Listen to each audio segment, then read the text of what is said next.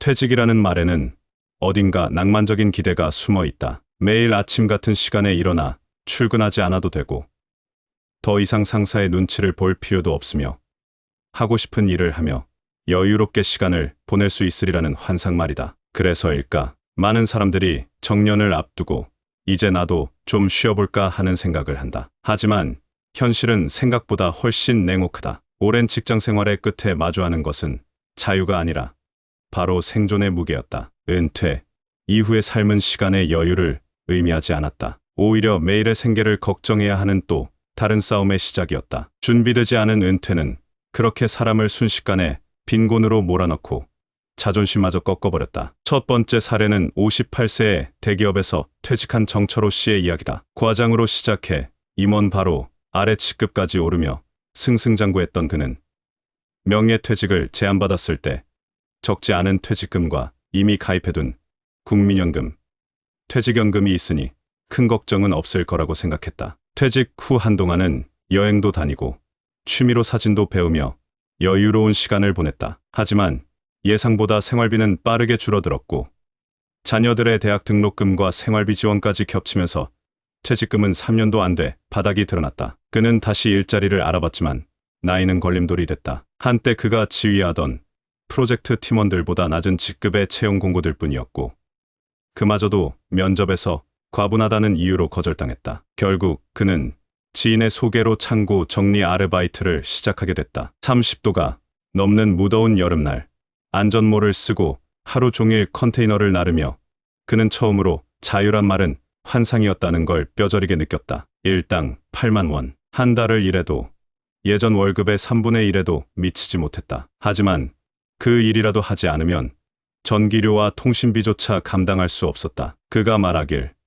퇴직 후 가장 두려운 건 가난보다 무기력함과 외면이었다고 했다. 두 번째는 은퇴를 앞두고 창업을 택한 55세 김미경 씨의 이야기다. 25년간 중학교 교사로 재직하며 성실히 일해온 그녀는 정년을 5년 앞두고 스스로 명예퇴직을 신청했다. 오랜 교직 생활에 지쳐 있었고 평소에 꿈꾸던 작은 베이커리 카페를 열기 위해 미리 준비해둔 적금과 퇴직금을 창업자금으로 사용했다. 초반엔 지인들의 방문과 SNS 입소문 덕분에 어느 정도 매출이 나왔지만 본격적인 겨울이 오면서 손님이 급감했고 월세와 인건비, 재료비를 감당하지 못해 8개월 만에 폐업을 결정했다. 문제는 그 다음이었다. 손에 남은 건 초기 인테리어 대출금 3천만 원과 재고 물품뿐이었다. 이후 김 씨는 학원 파트타임, 문해교육 강사 등 다양한 일을 시도했지만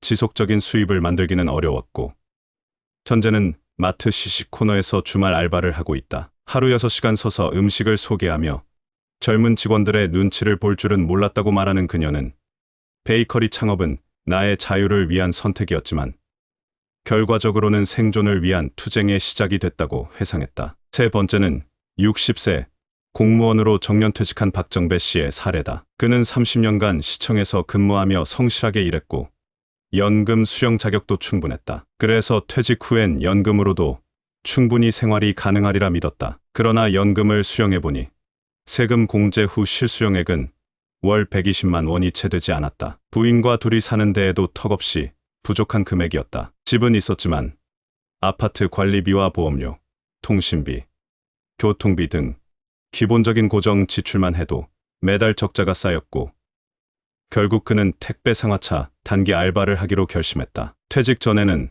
상상도 못했던 일이었지만 은행 잔고를 바라보며 무언가 하지 않으면 안 된다는 위기감이 그를 밀어붙였다. 처음 일한 날 그는 허리를 제대로 펼 수 없을 만큼 몸이 부서지는 고통을 느꼈다. 단순 노동이었지만 체력적으로 버티기 힘든 일이었다. 하지만 그는 다음 날도 출근했다. 자존심을 세울 수 없었다. 그는 후배 공무원들과 만나도 자신이 하고 있는 일을 말하지 않는다. 내가 이렇게 살 줄 알았으면 퇴직 전에 미리미리 공부하고 준비했을 거다는 그의 말은 모든 중장년에게 던지는 무거운 경고처럼 들린다. 이 세 사람의 공통점은 분명하다. 모두가 성실히 일해왔고 누구보다도 책임감 있게 가정을 지켜온 이들이었다. 그리고 퇴직이라는 전환점을 맞으며 자신도 어느 정도는 여유롭게 살아갈 수 있으리라 믿었다. 하지만 그 믿음은 준비 없는 희망이었다. 문제는 은퇴 자체가 아니라 은퇴 이후의 삶에 대해 진지하게 고민하고 대비하지 않았다는 데 있었다. 사람들은 종종 퇴직 후의 삶을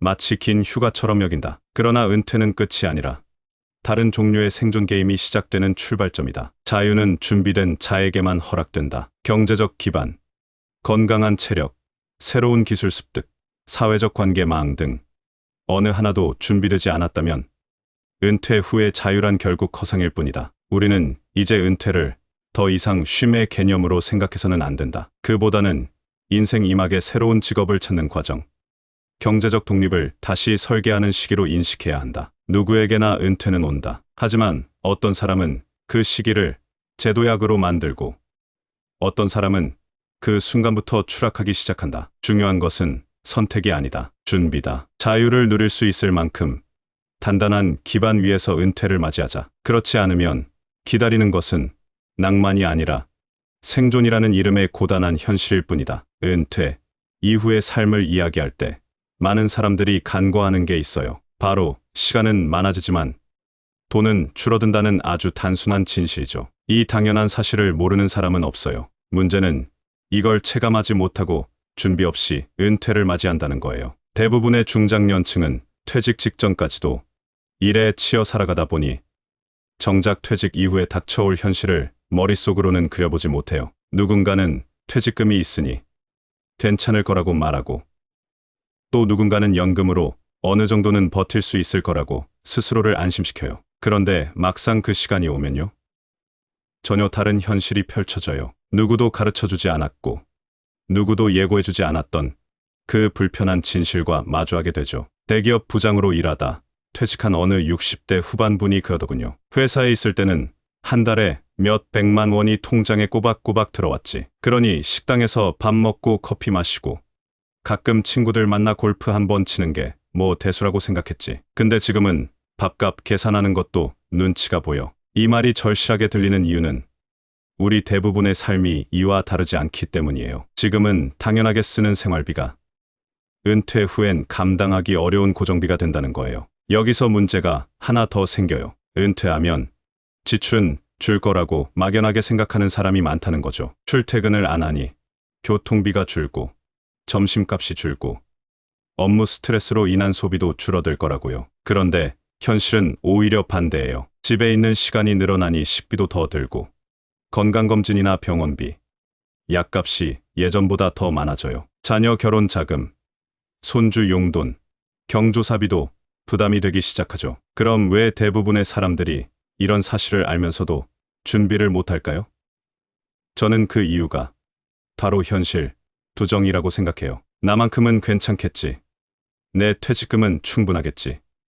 아직 시간이 좀 있으니까 나중에 준비하면 되겠지. 이런 생각들이 머리를 지배하고 있는 거예요. 실제로 상담을 하다 보면 퇴직 12년 전까지도 구체적인 재무 계획 없이 지내는 분들이 정말 많아요. 퇴직금을 어디에 얼마나 쓸 건지, 연금은 월 얼마가 나오는지, 생활비는 얼마가 필요한지 전혀 계산이 안 되어 있는 거죠. 이렇게 준비 없는 퇴직을 맞이하면 당연히 처음에는 멘붕이 올 수밖에 없어요. 그리고 그 멘붕은 곧 공포로 바뀝니다. 돈이 점점 줄어드는 공포, 새로운 일자리를 찾기 어려운 공포, 내 가치가 사회에서 사라졌다는 공포. 그래서 퇴직 이후에 우울증이나 무기력증을 겪는 중장년층이 점점 많아지고 있어요. 그렇다면 어떻게 해야 할까요? 저는 이 시점에서 꼭 필요한 건 은퇴 후의 삶을 설계하는 능력이라고 생각해요. 단순히 얼마를 모아야겠다는 재무 계획만이 아니라 그 돈으로 어떤 삶을 살고 싶은지에 대한 설계까지 포함해서 말이에요. 예를 들어 은퇴 후에도 계속해서 수입을 만들 수 있는 구조를 고민해야 해요. 물론 나이가 들수록 몸으로 버는 일은 한계가 있죠. 그러니 일찍부터 준비해야 해요. 기술을 배우고 자격증을 따고 온라인에서 수익을 낼 수 있는 방법을 연구해야 해요. 유튜브를 하든 블로그를 하든 아니면 틈틈이 강의나 글쓰기, 중고거래 같은 활동을 하든요. 중요한 건 내 노동력의 형태를 바꾸는 거예요. 출퇴근하는 노동에서 벗어나 시간과 장소에 구애받지 않는 방식으로 전환하는 훈련을 해야 해요. 그리고 또 하나 중요한 게 있어요. 바로 마음의 준비예요. 은퇴는 사회적인 지위와 역할이 사라지는 경험이에요. 이게 생각보다 사람을 많이 흔들어요. 회사에서는 누구였고, 어떤 일을 했고, 어떤 성과를 냈던 간에 퇴직 후에는 그냥 평범한 노인 중 한 명으로 여겨지기 시작해요. 이 정체성의 상실감은 돈보다도 더 큰 충격일 수 있어요. 그래서 저는 항상 강조해요. 은퇴 이후에는 내가 나를 어떻게 정의하느냐가 중요하다고요. 나는 이제부터 어떤 역할을 맡을 것인지, 어떤 가치를 만들 것인지, 어떤 방식으로 살아갈 것인지 스스로에게 묻고 답해야 해요. 이 질문을 진지하게 던지고 고민해 본 사람은 절대 무너지지 않아요. 오히려 제2의 삶을 더 단단하게 살아가죠. 결국 은퇴 후의 생존은 단순히 돈의 문제가 아니에요. 돈, 관계, 역할, 건강, 시간, 이 5가지 요소가 균형을 이뤄야 해요. 돈이 부족하면 일을 찾아야 하고, 일이 없다면 새로운 관계 속에서 사회적 가치를 찾아야 하고, 건강이 받쳐주지 않으면 그 어떤 것도 무용지물이 되죠. 그러니 우리는 이 모든 것을 함께 준비해야 해요. 재무적인 플랜도 중요하지만 정신적 체력도 함께 길러야 해요. 실패해도 다시 도전할 수 있는 유연한 태도, 낯선 환경에서도 적응할 수 있는 자존감, 남들과 비교하지 않고 나의 삶을 지킬 수 있는 단단한 중심, 이게 있어야 퇴직 이후의 삶에서 흔들리지 않아요. 마지막으로 하나만 더 이야기해 볼게요. 은퇴는 절대 혼자 준비해서는 안 된다는 거예요. 가족과 함께 이야기하고, 부부가 함께 계획을 세우고, 주변의 사례를 많이 들어야 해요. 나 혼자만의 판단으로 이끌어간 은퇴 준비는 대부분 현실과 맞지 않아요. 함께 고민하고, 함께 준비하는 것, 이것이 가장 확실한 은퇴 생존 전략이에요. 퇴직 후 우리를 기다리는 건 자유가 아니라 생존이에요. 하지만 그 생존은 우리가 어떻게 준비하느냐에 따라 또 다른 자유로 이어질 수도 있어요. 지금부터라도 늦지 않았어요. 조금만 더 현실을 직시하고, 조금만 더 치열하게 고민하고, 조금만 더 유연하게 대응한다면 우리는 분명 그 자유에 도달할 수 있어요. 지금 이 순간 당신의 은퇴 설계는 어디까지 와 있나요? 아직이라면 오늘부터 시작해보세요. 그것이 생존이 아닌 자유를 누릴 수 있는 첫걸음이니까요.